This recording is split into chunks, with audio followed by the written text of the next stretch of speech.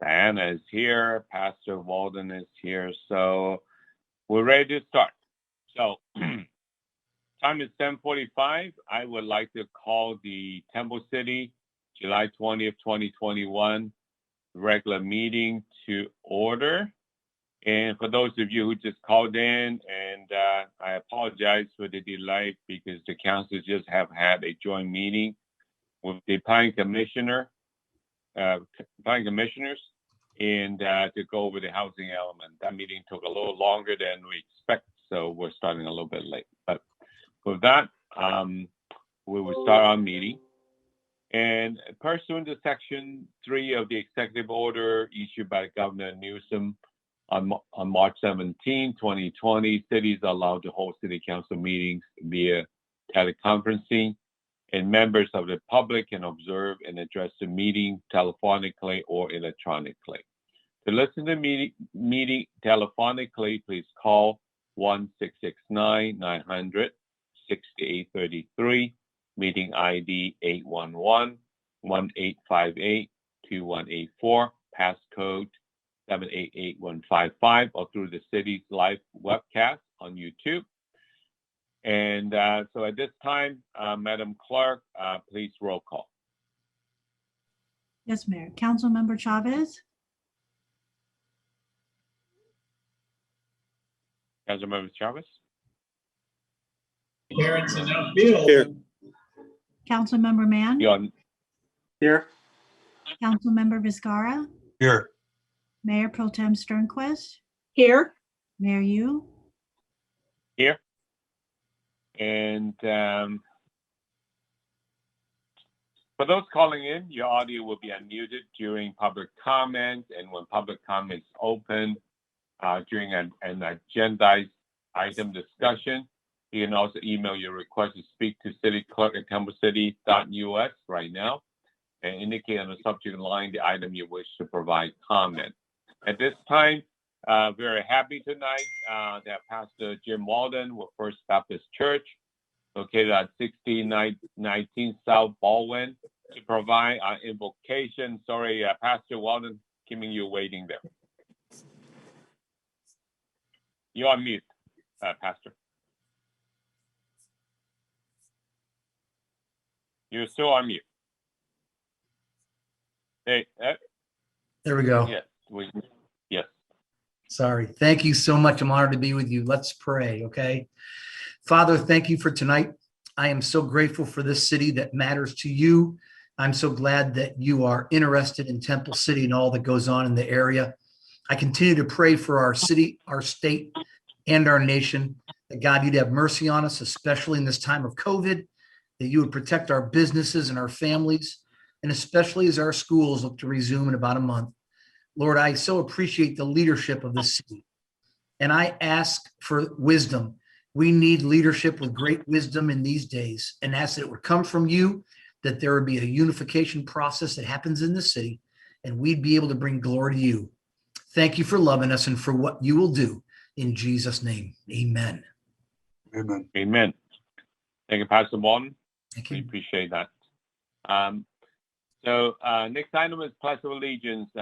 Would you all please stand and join me in the Pledge of Allegiance?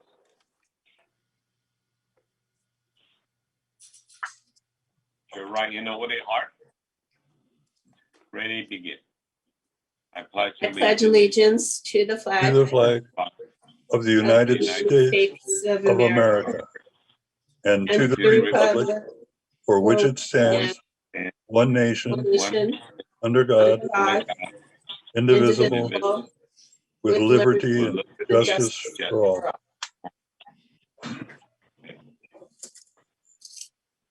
All right. Next item is ceremonial matters presentation. Actually, we're very happy tonight to have an update from Area D, Disaster Management Area Coordinator, Ms. Diana Manzano Garcia, to join us. Ms. Manzano Garcia, would you please give the presentation? Yes, I am. Welcome tonight. Hi, good evening. Thank you all. I am just trying to get this really quickly uploaded. Sorry about this.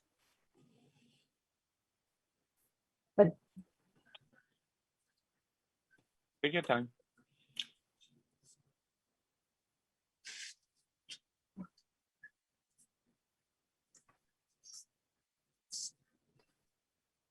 Of course, it likes to stall on us when we want to have this done. Of course. Here we go. Of course, No worries. That's the beauty of Zoom meetings. All Okay, used to it. this should work now. I apologize. Thought everything was working, but new server. Here we go. There you go. Here we go. Now Okay. we can see it. Now we can Perfect. see it. Let me just go ahead and do Go ahead, presentation. please. All right. Well, I want to thank all of you for really giving me a few minutes this evening. I want to thank the council, again, the mayor and city manager for allowing me to come tonight and just do a quick overview and just presentation about Area D. Good evening, all. Again, my name is Diana Manzano Garcia. I'm the Disaster Management Area Coordinator for Area D. LA County has 8 disaster management areas, all geographically located within the county. I'm lucky to have the second largest area, which has 23 cities. I have been your disaster management area coordinator since 2017, and I know I've not had the pleasure of meeting you all prior to tonight. But again, I thank you for the time. And then again, the last 18 plus months have been somewhat of a nuisance for most of us in terms of being able to come in public. But again, thank you for allowing me to come into your virtual meetings this evening. What is a disaster management area coordinator? You're probably asking. Well, what we do is you guys signed a joint power authority back in 56 when civil defense was in place, which then transitioned to disaster management. Board of Supervisors in the county felt that with such a large county, we needed to have disaster management areas, and therefore the disaster management area coordinators came about. I come from extensive few years now, going on 15 in emergency management. 4 of those have been with here in Area D, and prior to coming on board as a public sector, I was in the nonprofit healthcare emergency management. As I mentioned, Area D is composed of 23 cities of the East San Gabriel and Pomona Valley. So pretty much everything from where you guys are currently at Rosemead all the way to the county line before San Bernardino, and everything just south of before the 60 freeway. So it's quite a large area, and I'll kind of show you a little map of that. What we have is not just 23 cities, 23 city managers, 23 city council members or chambers. We also have 13 police departments within our area, and then we have 5 fire departments, and then all the other cities are a contract, just like yourself. And then here's a little brief area of the map of what Area D looks like in terms of geographical size. As you'll see, everything pretty much outlined, and I know you probably can't see my arrow, in between the little dark bolded line is where we're at. And as you'll see, from Arcadia down to West Covina, and I just kind of put them alphabetical in order for you. So that's really what Area D is. That's all the 23 cities that I am a part of. I am the liaison between the cities and the county, as well as the state and the federal and other partner agency cities. I apologize. So what have we done? We've done quite a bit, which is really great. We have been able to accomplish a lot in the last 4+ years. We've been able to bring you training. We've done a lot of training in terms of the Emergency Operations Center. We have brought you CSTI outreach courses, which is the state training institute that allows us to provide you courses free of charge. We also have an LA County EOC cadre group, which we are, I'm a part of, and then also Brian Arizumi, who's your public safety manager, is also a part of this training cadre. We've also been able to bring you projects. We've completed a few years back the new emergency managers orientation program. Brian was a pilot instructor for that, and not instructor, attendee for that. So he was able to provide us with a lot of input and how we should be training up new emergency managers that come into a position within a city. We also have the Area D CERT mutual aid agreement, again, which Temple City played a vital part in. Brian Arizumia and team have been able to provide us with a mutual aid agreement, which we now currently have 3 cities as a part of this. These 2 projects I just want to highlight have received awards from the state, which is great for us because we're able to put Area D on a map. And really what it is providing resources to the 23 cities here and also make it available for all other 88 in LA County. In addition to that, we've been able to provide you with templates. We've provided a mass care and shelter annexed to your emergency operations plan. And then we've also been able to finally get the emergency operations plan template just this year at the end of March, which has allowed us to really bring you the most latest and greatest in terms of what the state and the federal wants us to have in our plans as we move into this new emergency management field with COVID incorporated in that. In addition, we've also been responding to emergencies, whether they've been local or just across the county. Definitely the local emergencies composing of just fires within our communities, whether it be in local resident areas or apartment complexes, but also the wildfires that we had last year in 2020. We had the Dam Fire, the Ranch 2 fire, and then the largest LA County fire to date, Bobcat Fire. In addition to the emergency response, all of us have been responding to COVID-19. And I just, again, want to kind of thank you all because you have really taken a lead as a city in assuring that your communities are up to date with information that's coming, not only from the state and the fed level, but again, from LA County and other public agencies in terms of COVID response. It has been quite the emergency response. It's the largest in the nation because it's not just, again, Temple City or California, but it's across the nation and it's really across the globe. So again, I want to thank you all for the efforts that you've been doing in assuring that your staff is safe, that your communities are informed, and just being able to provide your everyday guidance through this emergency, which we're hoping, as we're seeing, it's taken a turn, unfortunately, but we're hoping to put some measures in place and assuring that we can get past the next step and start really moving towards our new normal, including COVID as it may. Okay, as I mentioned, Brian Arizumi and Christopher Eddy have been really an integral part with Area D and what we've been able to accomplish with CERT. They won a gold award through the CISA, which is the California Emergency Service Association, this last May. Again, we wouldn't be able to have a lot of what we've got going on with CERT without the help of Brian and Chris. I want to point out that when I came on board, we had 5 CERT teams in Area D, obviously with Temple City having the strongest one within our region. And with his guidance and just assistance and his dedication to the program, we've been able to expand those 5 teams now to 10 teams in Area D. So that's kind of, again, I want to congratulate Brian. I just want to highlight because he's been really helpful to Area D in this last year, not just with the CERT, but again, with Bobcat Fire, he's our official now Area D liaison, unofficially appointed. But again, he was able to help myself in the 5 cities that were being impacted through Bobcat and just assuring that we got the most current information, that everything that was coming down from the incident command post, we were being able to share with the cities and just really guide them through this process. Again, I want to thank and acknowledge Brian and Chris Eddy for their contributions to Area D. So where are we going? You're probably wondering, okay, we've done a lot. We haven't stopped yet. We're still thinking about the next steps in terms of training and exercises. We are going to continue to provide training. Currently, we've been able to do some virtual training. We would like to obviously do in-person training, and we are planning for that in the fall of 21. So there will be some courses hopefully coming our way, and it all will depend on where we're at with COVID-19 and some of these regulations and what we're allowed to do in person at the time. There are also exercises in various scenarios that we have been provided with assistance of other grant funds and other projects that the City of Downey has taken on, which has now become a countywide access resource. Definitely our response efforts have not stopped. Again, we will continue to provide you with the resources and the information that comes to us from the state and from the federal government in response to COVID-19 and all of our efforts. And then we'll also continue to support other emergency responses. Luckily, again, unluckily, we've not had rain. So the community foothills have a lot of brush, a lot of dry brush. So again, we're knocking on wood that we're not seeing any sort of Bobcat duplication type effort of wildfire response, but we are prepared in case that does occur. And again, we've got resources coming to our cities and equipment that will help with the response to that. In terms of projects, we are working currently on interoperable communications.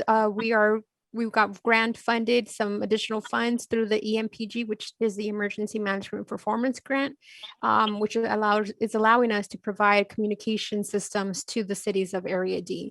So that's either in the form of a satellite phone, a mobile command post, which the city of Temple City currently has, as well as a mobile mini, which is just an enhanced Wi-Fi capability system. We are also working on disaster recovery. That is our next major project, and this is going to be between the area of C, D, and E. So it's about 58 cities combined. The resources that we're wanting is just assuring that our cities have information on how to recover during a disaster, not just from COVID, but any form of disaster.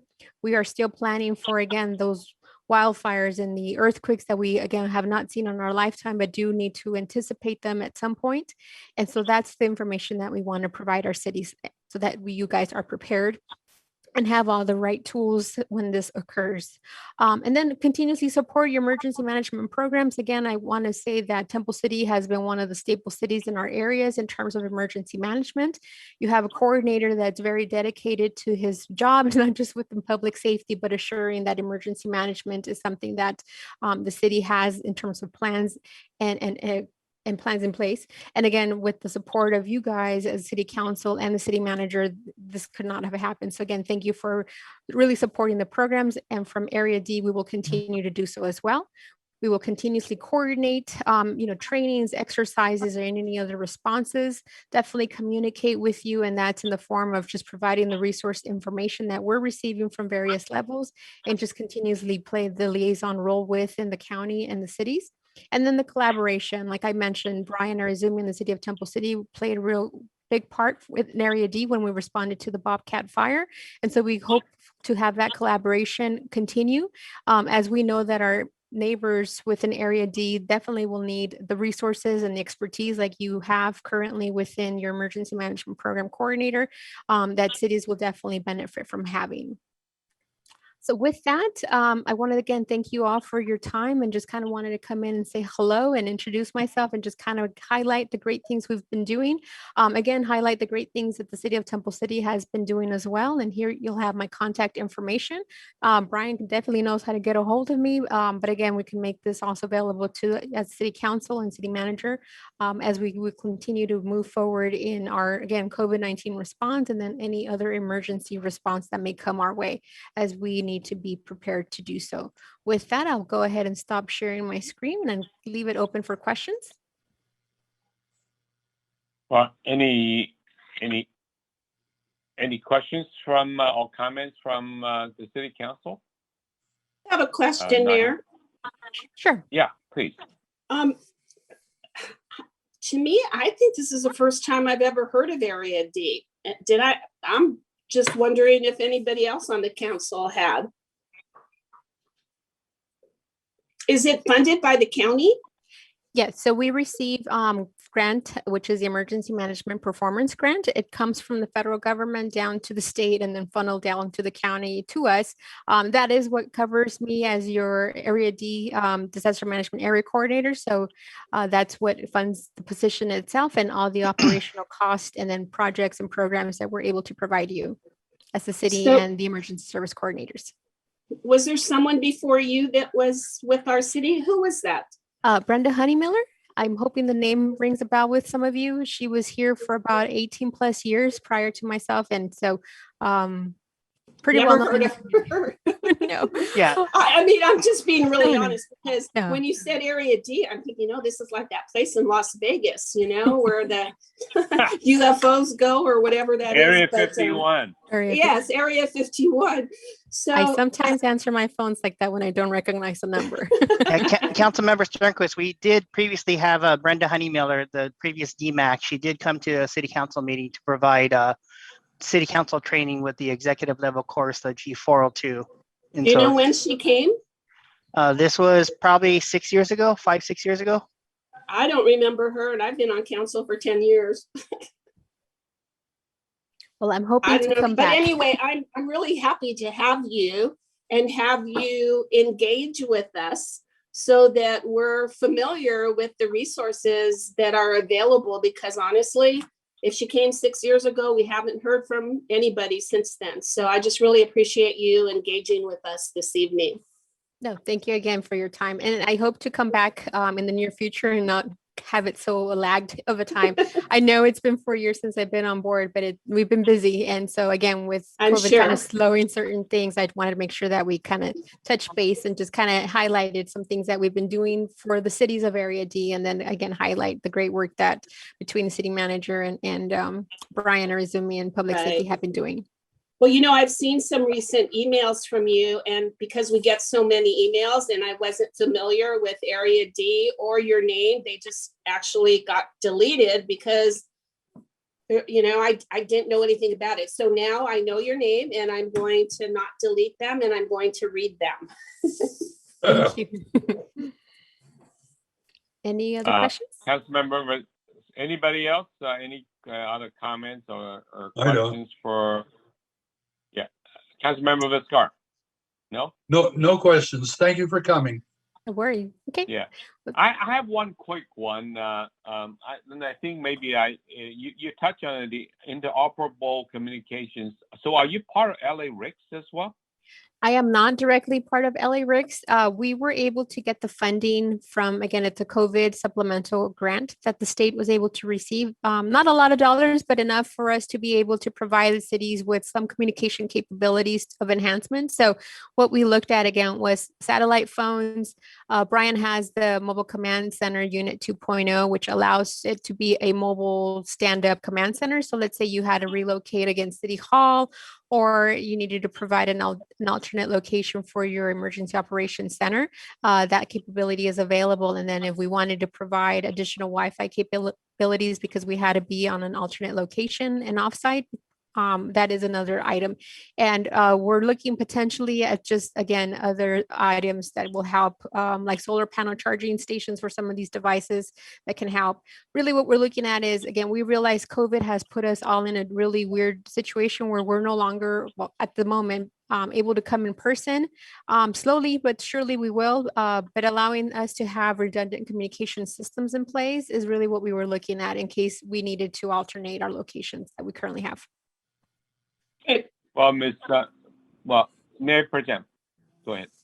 No, I didn't say any. I said it's great to have the connection. Yes, yeah.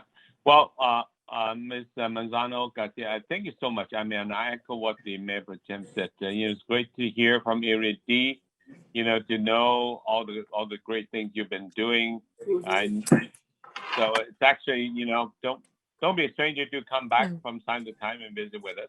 Yeah, definitely. And thank you very much for the great presentation tonight.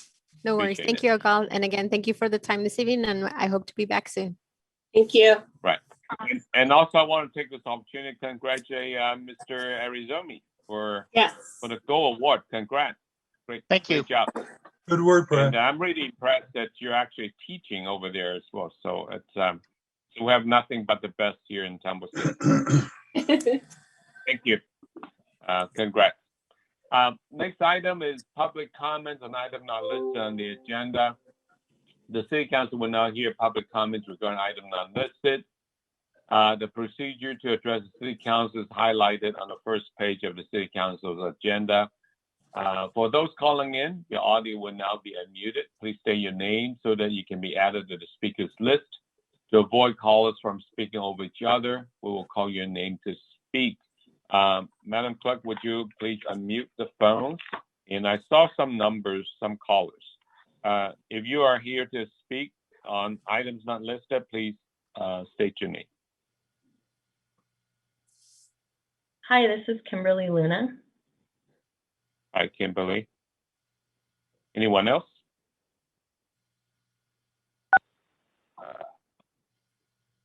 Go ahead, Kimberly. Go ahead, Kimberly. Okay. Hello, good evening, Mayor Yu and members of City Council. Thank you so much for your time tonight. My name is Kimberly Luna, and I'm a health promotion specialist with the American Lung Association. The American Lung Association was founded over 115 years ago, and our mission is to save lives by improving lung health and preventing lung disease. Over the past year, I've had the privilege of working with some students from Temple City High School And I think there's a couple of them still on the line that want to tell you a little bit about what they've been doing. But I've been so impressed by their passion for improving public health and spreading awareness about the teen vaping epidemic. I just wanted to quickly provide some information to council for educational purposes regarding what has been done on the local, state, and federal levels to reduce youth access to tobacco and to tackle the youth vaping epidemic that has been happening. I'm not sure if you've heard too much about it, but the numbers were as high as 1 in 3 high school students vaping. It's reduced over the last year, so that's some good news for us. But so first, back in 2009, the FDA banned cigarettes with flavors other than menthol, so like cherry or chocolate flavored cigarettes, because they are known to appeal to youth and young adults. 12 years later, in April of this year, the FDA announced its intent to ban menthol as well. Then on the state level, SB 793 was signed last August, which would end the sale of all flavored tobacco products in California, including menthol. However, due to sufficient signatures for a referendum, this bill will actually go to vote in November of next year, 2022. In the meantime, tens of thousands of California youth will be exposed to these products, and the tobacco industry stands to generate nearly $1.1 billion in revenue from menthol cigarette sales in California alone. And then finally, on the local level, at least 16 jurisdictions have restricted flavored tobacco products. This includes unincorporated LA County, Burbank, and El Monte. I actually sent a map to the city clerk that shows which jurisdictions have enacted flavor restrictions. So if you want to see a full list, she has that. And that's all I have for you. Thank you again for your time. If you have any questions at all, me and the students would love to meet with you to discuss this issue and answer any questions. Thanks again. Thank you.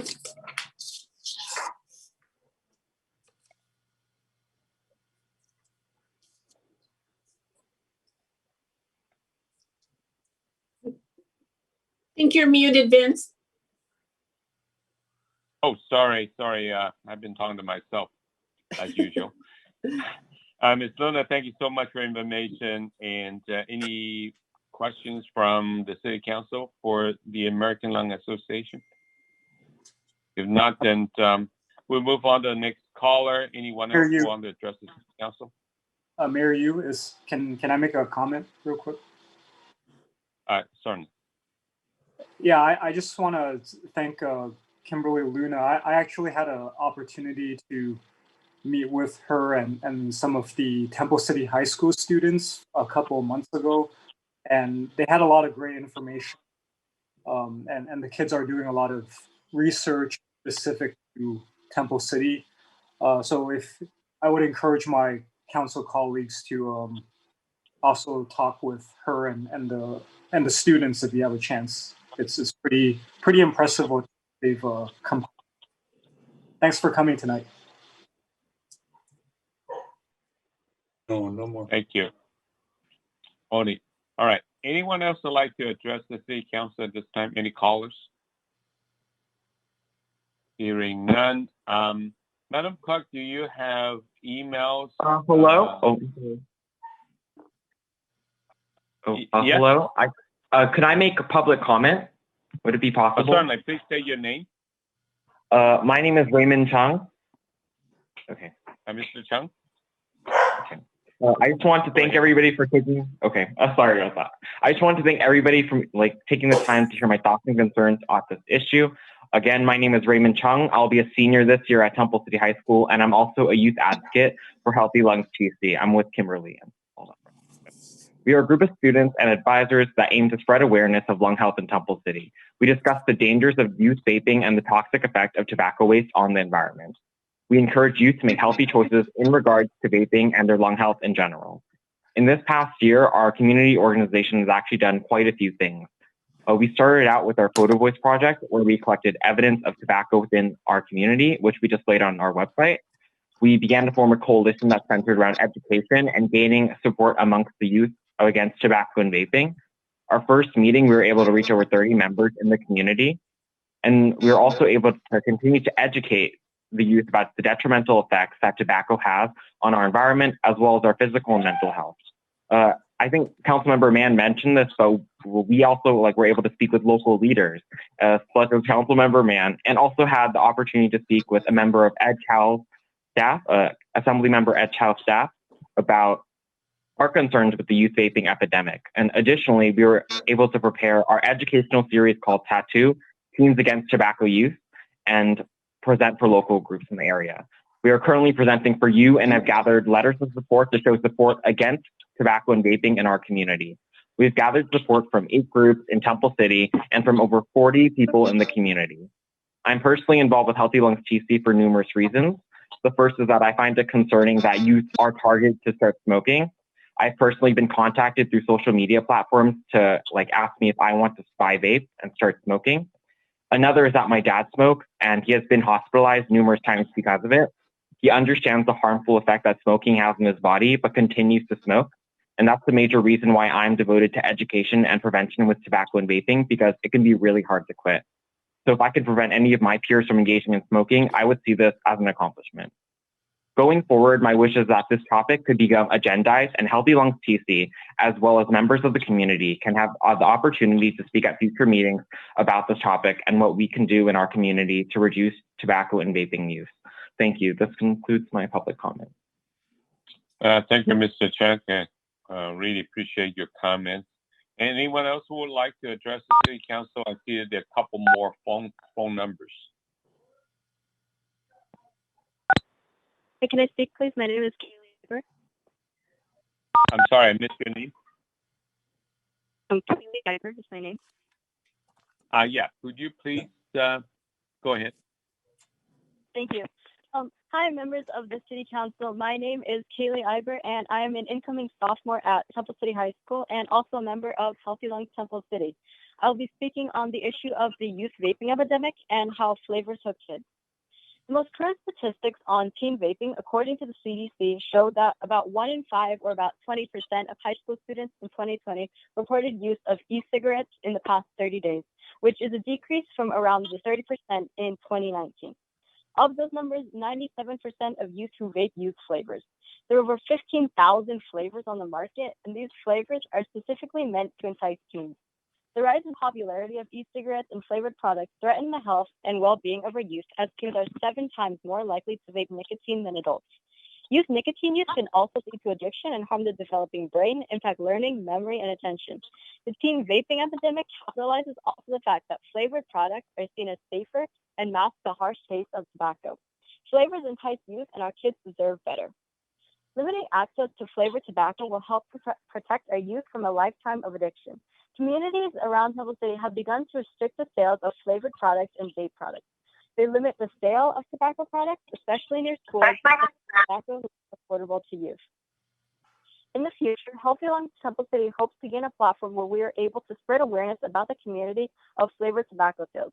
We encourage Temple City to follow the growing list of California cities that have restricted the sale of flavored tobacco products. It's time for Temple City to become a leader in saving lives by protecting its citizens from getting hooked on flavored tobacco products and a lifelong nicotine addiction. Thank you so much.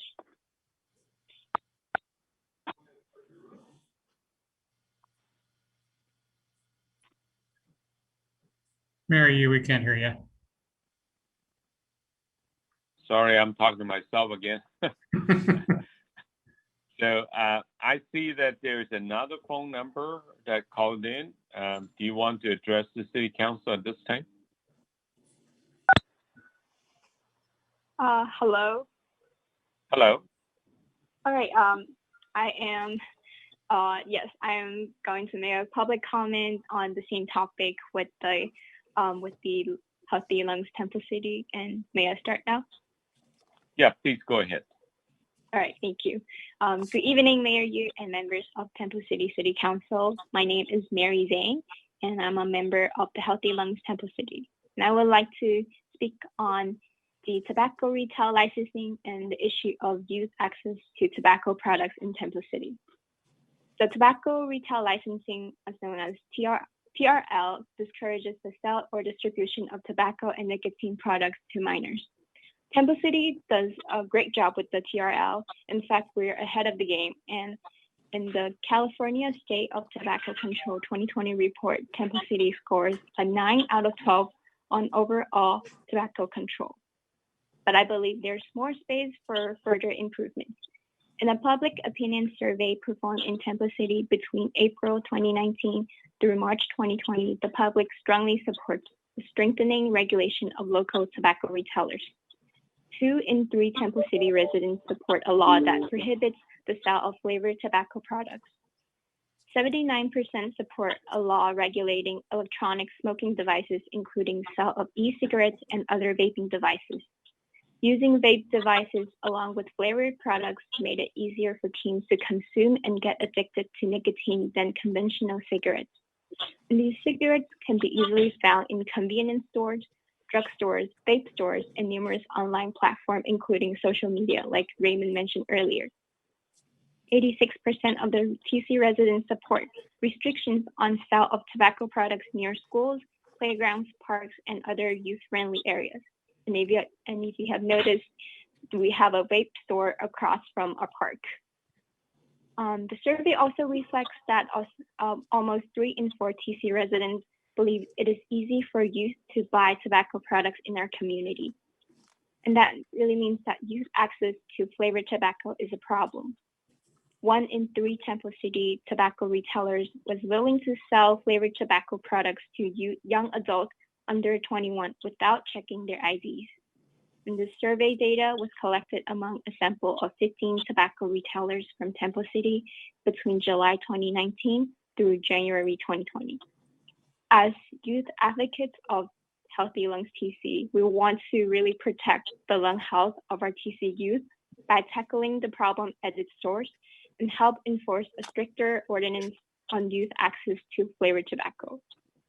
Thank you for your time and attention, and this concludes my comment on the youth access to flavored tobacco in Temple City. Well, thank you for the comment. We appreciate it. Thank you. Madam Clerk, are there any emails for public comment? Mayor Yu, there are no email public comments. Okay. And I want those who spoke tonight and to understand that there's public comment. So we're here to thank you for your comments, but we really cannot, as council, because it's not agendized, we cannot really actually express our opinion whether we're for or against anything that you said. So don't be surprised that we haven't said anything about what you have said. But we appreciate you making the comment, making the effort to make the comments and attend our meeting tonight. Thank you so much. At this time, I'd like to move on to the next item, which is consent calendar. All consent calendar items may be approved in a single motion as recommended unless removed for further discussion. If any member of the City Council persons in the audience wish to discuss any matters listed on the consent calendar, please address them at this time. Madam Clerk, are there any email requests on the consent calendar? Mayor Yu, there are no email requests to speak on the consent calendar items. And then, Madam Clerk, would you please unmute the phones for those who call in? Do you, any one of you want to comment any items on the consent calendar tonight? Hearing none, I'm ready for a motion. Mayor Yu, I'll move to approve consent calendar. Second. Is moved and seconded. Madam Clerk, roll call, please. Councilmember Chavez, Yes. Councilmember Mann, Yes. Councilmember Vizcarra, Yes. Mayor Pro Tem Sternquist, Yes. Mayor Yu. Yes. So the consent calendar has passed. Next item is public hearing. There is none. Next item, unfinished business. There is none, but we do have a new business tonight. That is for the Community Development Block Grant CDBG program update regarding the COVID-19 relief program. And Mr. City Manager, Mr. Cook. Thank you, Mayor Yu and members of the council. Before you tonight is simply very much two things: a receive and file and simple direction to the staff to return with a public notice for reallocation of excess funds through the CARES program, but also through a loan repayment for September 7th. And then coming back a little bit earlier for the discussion for 22-23. You will see, and Mr. Gulick will put a table on, and you saw in your staff report, a table that showed some suggestions on the reallocation of those funds. Those will be fully discussed on the September 7th meeting at a public hearing. So tonight, we respectfully ask that you do not opine or give us any opinions right now related to that. If in between now and the public hearing, if you'd like to communicate with me on those issues, that would be great. But tonight is just simply report back on the COVID relief programs that we successfully implemented over the last 12 months, and setting the public hearing for September 7th, and coming back earlier to discuss the fiscal year 2022-23 CDBG program. But we respectfully ask that when you see the table for reallocation of the excess funds and the loan amount, that we not opine on that or discuss that tonight. We will be discussing that fully on the 7th. So with that, Mayor, if it's okay, I can turn it over to Mr. Gulick. Well, actually, I do have a quick question, clarification question for you and Mr. Murphy. So tonight, you're not asking the City Council to offer any comments, but we can certainly ask questions, right, on the presentation that Mr. Gulick is about to make. Yes, Mr. Mayor, you can absolutely ask questions. What we don't want to do is offer comments on the reallocation of money, because under federal regulations, that has to be done at the noticed public hearing. So even though you have that chart with a proposal, that's really for your information, for your thought process. Feel free to ask any questions, even give comments on the presentation as a whole. But when it comes to that reallocation, we're going to want to save comments for the public hearing. And that's just for the protection of the 5 of you and the city's program. And final question before we start is that we do need a motion to receive and file, and also direct staff to issue a public notice and then for a public hearing, right? We need Yes, a motion for that. Yes, sir. Okay. All right. So that's what I have. And Mr. Gallagher, Mr. Cook, you can start. Go ahead, Mr. Gulick. Thank you. Good evening, council, other people of the public that are on this meeting tonight. There were the temporary rental assistance program that was established by the city council. We ended up having over 300 interest forms that were submitted for the program. We ended up assisting 71 low-income households that were impacted by the COVID-19 pandemic. We still occasionally get phone calls about rental assistance, and we have been referring them to the program Housing is Key. Oh, we couldn't watch our program downstairs or upstairs. The small business program, we received 156 interest forms for that. We did receive some of those businesses were not eligible. They weren't located in the city or were not located in one of the eligible businesses. Ultimately, 53 businesses submitted applications, and we were able to approve 40 businesses with grants.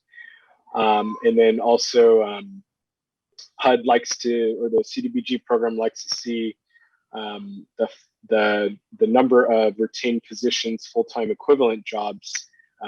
With those 40 grants that were issued, we were able to retain 42 full-time equivalent positions. This is a breakdown of the small business program. So you may recall we went through the first round, and we tried to assist businesses that had not received any other type of financial assistance related to or as a result of the COVID-19 pandemic. We did make some modifications after we went through all of the businesses that submitted interest forms and modified that to open it up. So you could see we had issued a lot more grants the second round.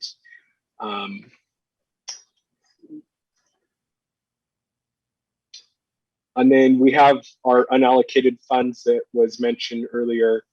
These are funds that are carried over from our fiscal year 2021 programs, and then also resulting from the loans that were paid, or previous housing rehabilitation loans that were paid back to the city. We have approximately 170,000 there. And also, as was mentioned earlier, this is kind of just a recommendation or staff's kind of thinking on using these unallocated funds on existing programs that we have right now. It's just kind of a suggestion and a breakdown of how we would recommend using them.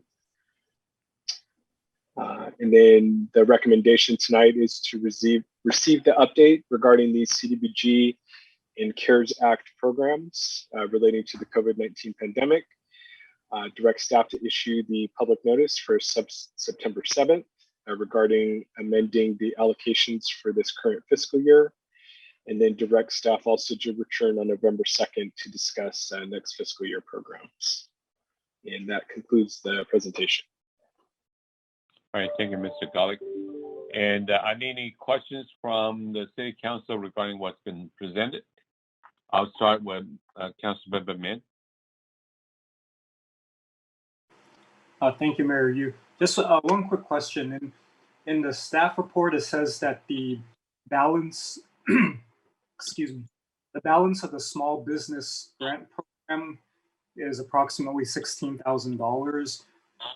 Does that mean that remaining amount be carried over to other programs, or does it have to stay with the small grant program? So what happens with any of our fiscal year 2021 programs, if we have any balances remaining after we submit all of our funding requests, which we have up until next month, any unused money will go into the unallocated balance, which is kind of like a savings or just money that's carried over that we could either use on the current fiscal year programs, or we could wait for the following fiscal year to use them on those programs. Or we could also establish a new program, which would be out of the typical cycle, call them out of cycle projects. Okay, so in the table where you had the staff proposed changes, I think that 16,000 carryover is part of that calculation? Yes. Okay. All right, thank you. That's all the questions I have. Thank you. Councilmember Vizcarra, any questions? You're on mute, I think. Councilmember Vizcarra. I'm sorry. No questions. Thank you. Thank you. Councilmember Chavez. No questions. Thank you. Thank you. Mayor Pro Tem Sternquist, any questions? No questions, thank you. Yeah, I don't have any questions. I appreciate the presentation, though. At this time, I'd like to open up public comment. Madam Clerk, are there any email comments?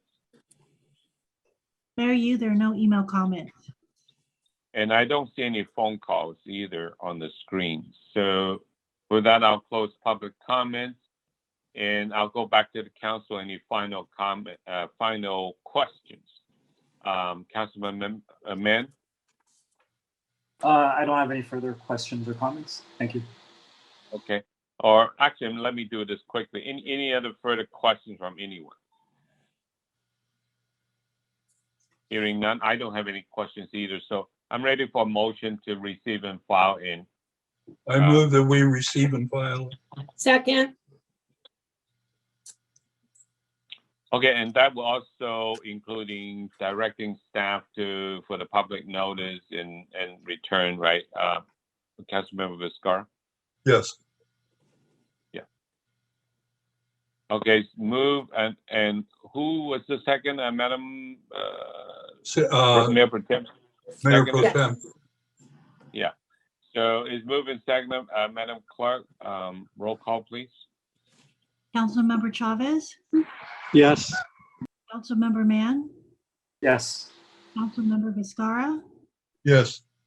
Mayor Pro Tem Sternquist, Yes. Mayor Yu. Yes. Thank you. So the motion carry will be, I guess we'll be seeing this item on September 7th, public hearing.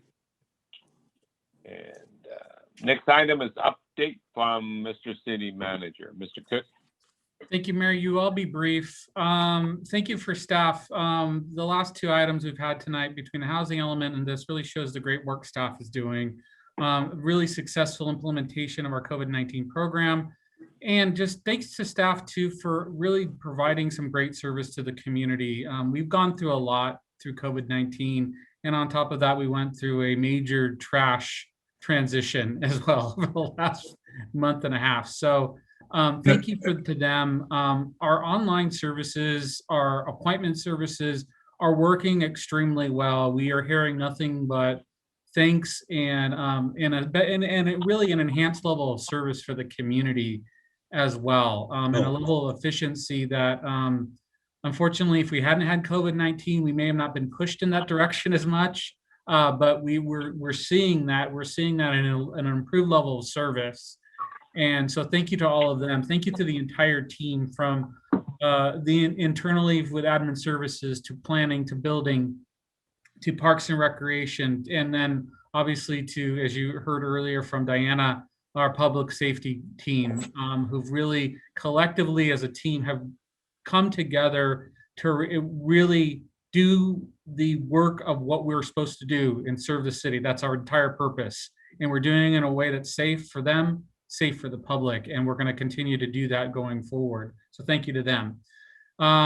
Tomorrow, we are taking one step forward to a little bit more normal in the safest way possible as an outdoor event with our first summer concert.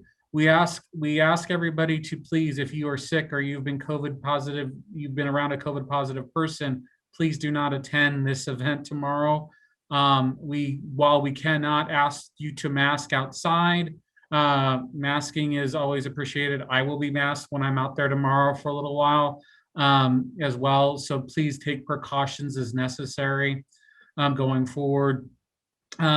Related to our indoor services, indoor transmission is what is really one of the main drivers of COVID-19 at this point with the highly transmissible Delta variant. So we are being extremely cautious with how we operate indoors. And that means for the services that patrons come into our facilities for the programs we do and everything else. So we will continue to take a cautious approach in that manner. That is it for me, Mary. Thank you. Thank you, Mr. Cook. Next item is update from Mr. City Attorney, Mr. Greg Murphy. Any updates? Thank you, Mr. Mayor. A few things for you. At a previous meeting, I spoke about the cities in Orange County who have sued the state regarding the regional housing needs assessment. While there are no new hearings on that, I think tonight's discussion really showed how this can be a problem for cities and why they would take the actions they did. Council, I know, can imagine a scenario where instead of good preparation and a little bit of luck, you'd be forced on a night like tonight to figure out whether some of your R1 neighborhoods would have to turn into R3 neighborhoods. And that's what's being faced by a lot of cities out there. Three kind of local or governmental issues. Obviously, as the city manager said, the mask mandate is in place here in Los Angeles County. There has been no change on a state level yet, and no indication from the governor's office that there will be any change as yet to his orders, which, as the council will remember, the Brown Act changes expire on September 30th. So we'll still keep moving ahead and preparing for a reversion to our normal Brown Act requirements at the end of September.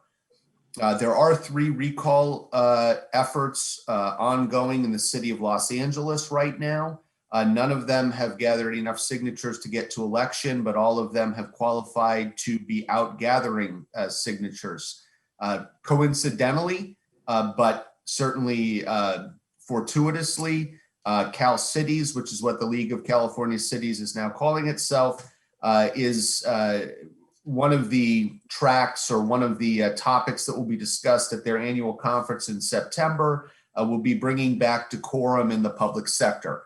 And while we've all gotten used to Zoom, decorum in the public sector is something I think we can all agree is an important thing.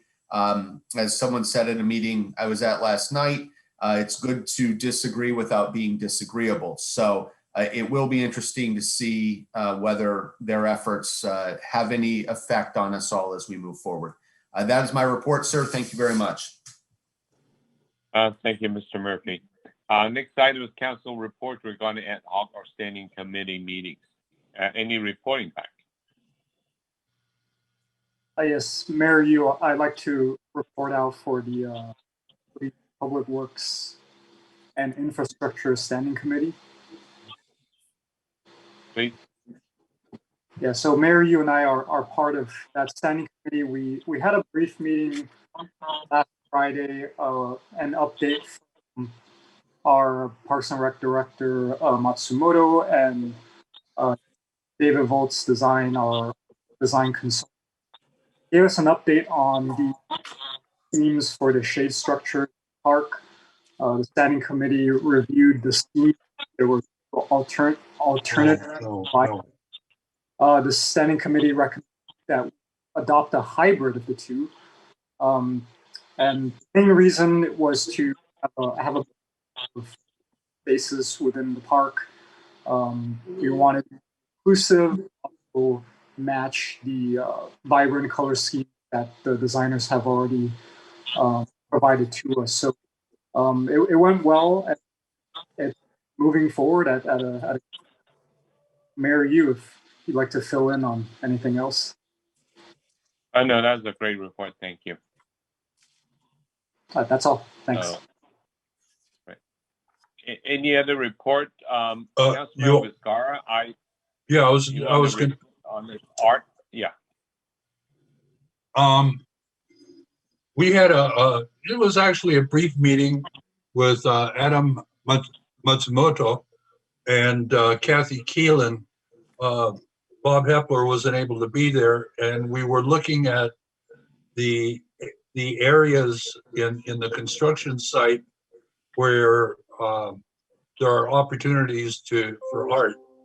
And it was good that we were there because it gave us a better idea of how things would be mounted, how visible they would be, and that kind of thing. So we kind of came away with more questions, but we got very good information, and Adam was great in meeting with the contractor. The contractor was very accommodating, and it looks like he's going to be there to help us. So this is very preliminary, but we have started. All right. Thank you for the report. I was going to go that day, but unfortunately something came out and had a conflict, so I wasn't able to make it then. Thank you, Councilmember Scar, for the report. Any other reports? Hearing none, I'll move on to the next item, which is council items separate from the city manager's regular agenda. Councilmember Mint.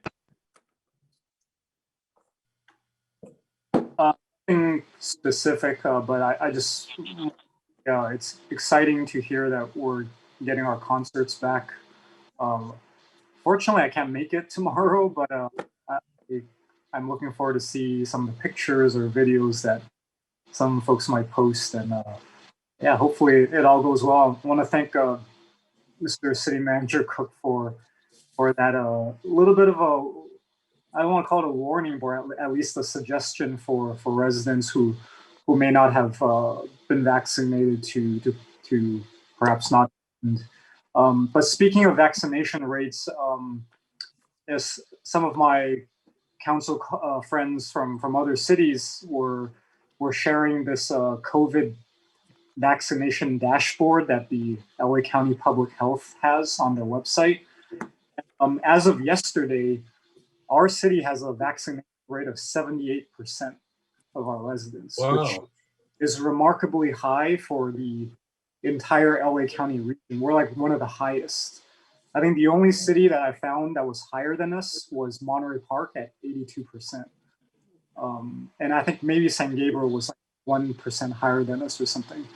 But this, most of our neighbors around this area have high rates. But also what was alarming was the areas in LA County had lower rates, like in the 50s. And so, COVID doesn't distinguish between political boundaries, obviously. So at region, we still have a lot of work to do, but I just want to say I'm proud of our residents and everyone. I'm proud of council, I'm proud of staff and everyone for really being, we were standing together in solidarity throughout this. I felt this number really reflects that. But we still have a ways to go. We don't know much about the Delta variant, but at least the science right now points towards vaccination being the best way to avoid hospitalization and death. So I'm remaining cautiously optimistic. Thank you.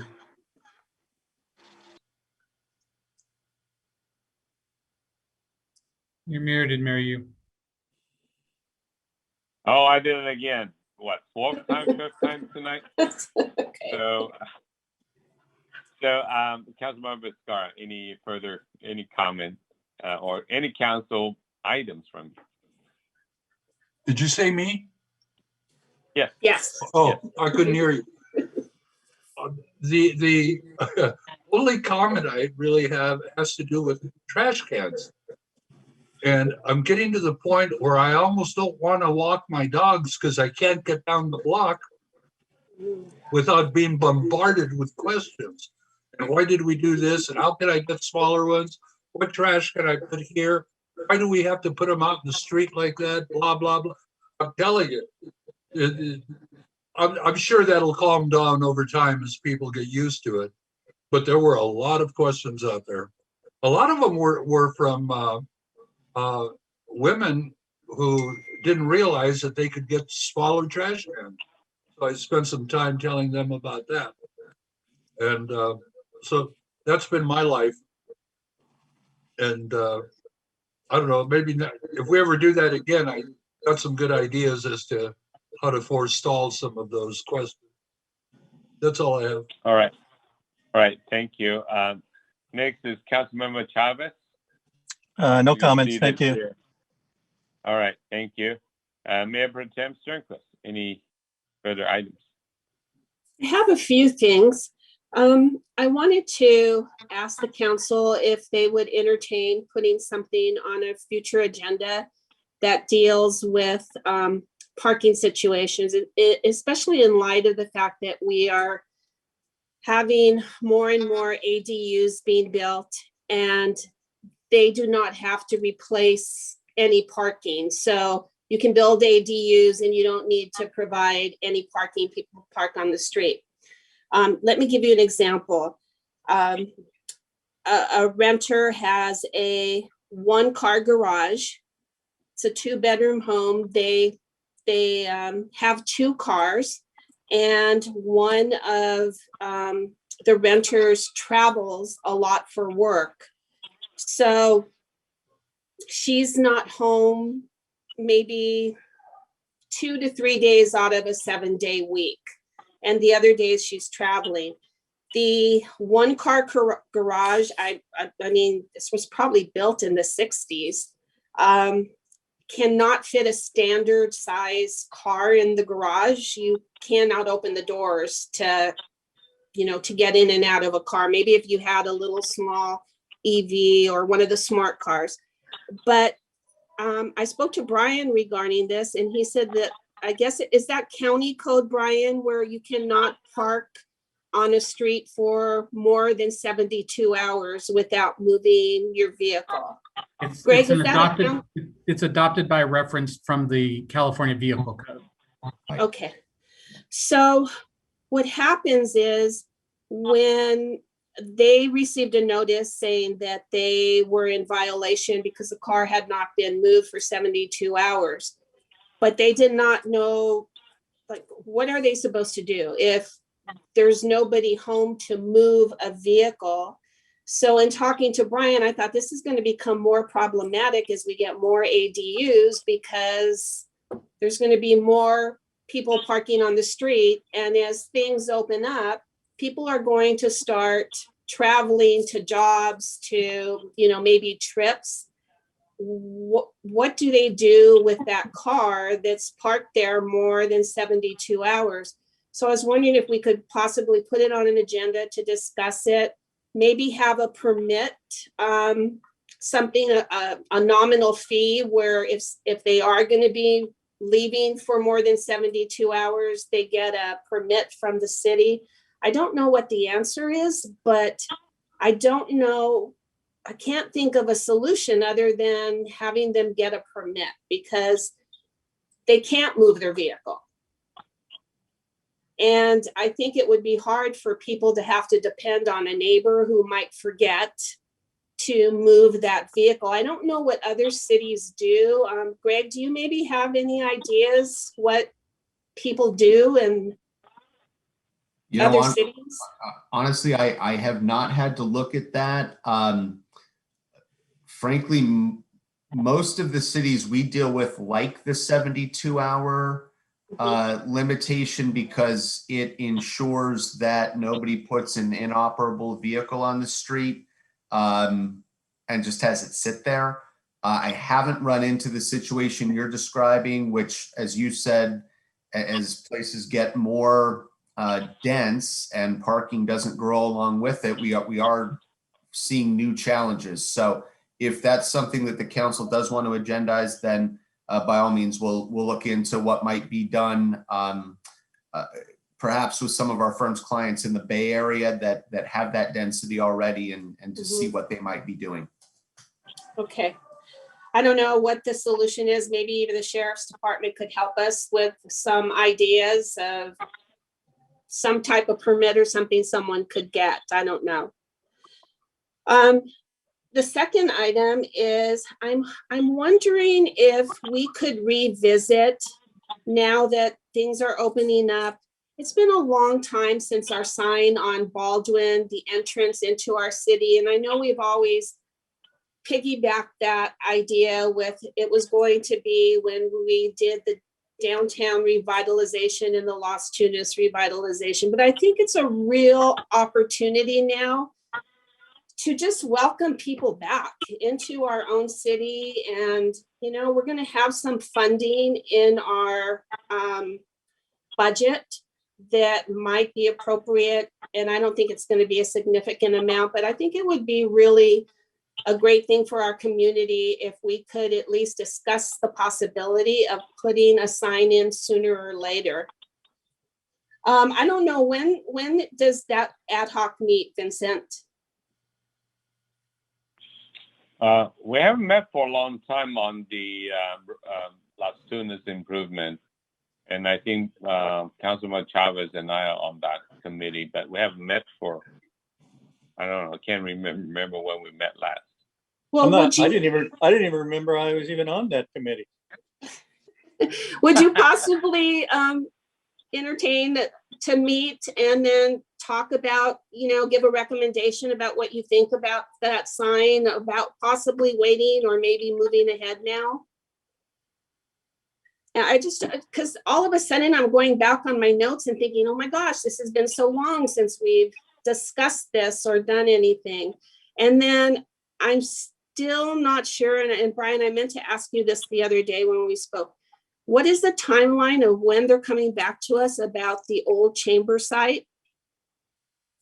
We are going to be doing some informational items with each council member to talk to you about some of the some of the discussion items.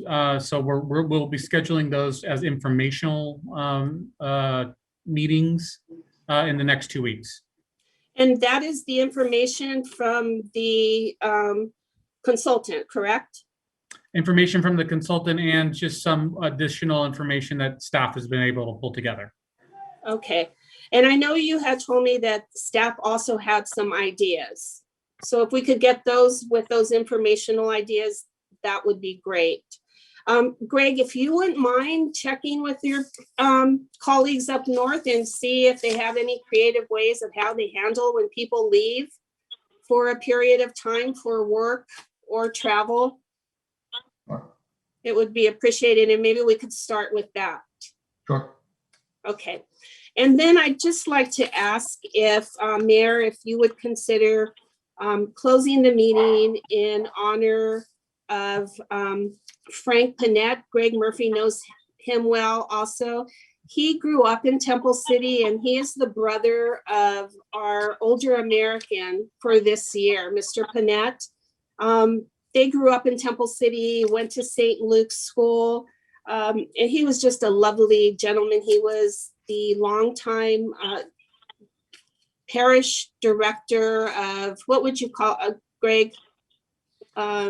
He was the liturgy director and director of spiritual formation, yeah. Yes, when families had passings, he would help with the funerals, and just a lovely gentleman. I've known him for a very long time. So if we could close in memory of Mr. Panett, I'd very much appreciate it.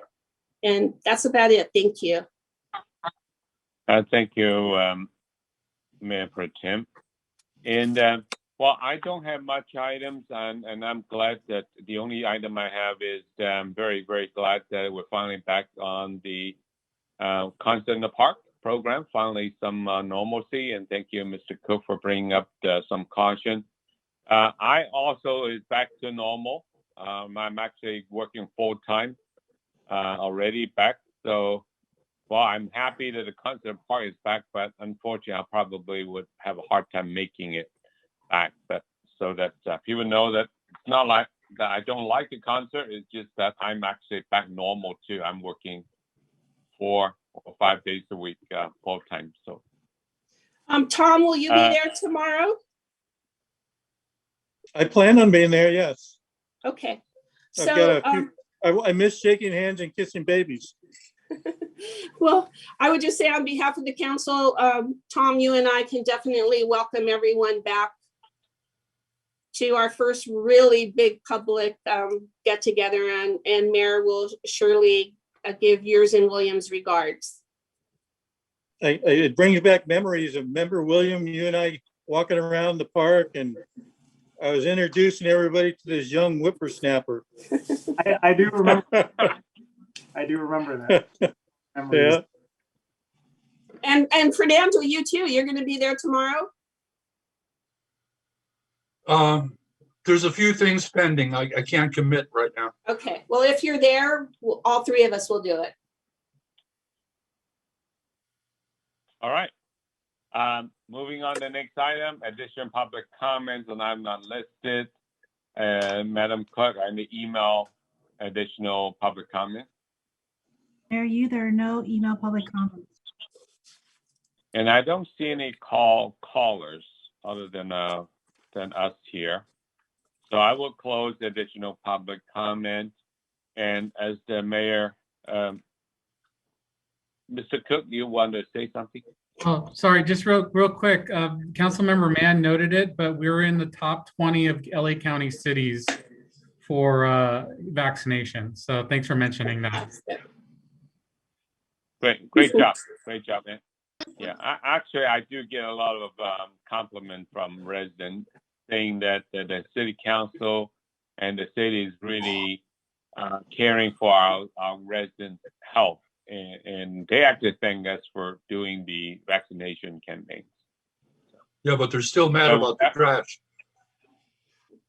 Yeah, a little bit. I heard a little bit of that too. So, yeah, and thank you. And as the Mayor Pro Tem had reminded us, we want to close our meeting, adjourn our meeting in the memory of Mr. Frank Panett. Thank you, Mayor. All right. Have a good evening, everyone. It's been a Good kind of night. long meeting. Thank you.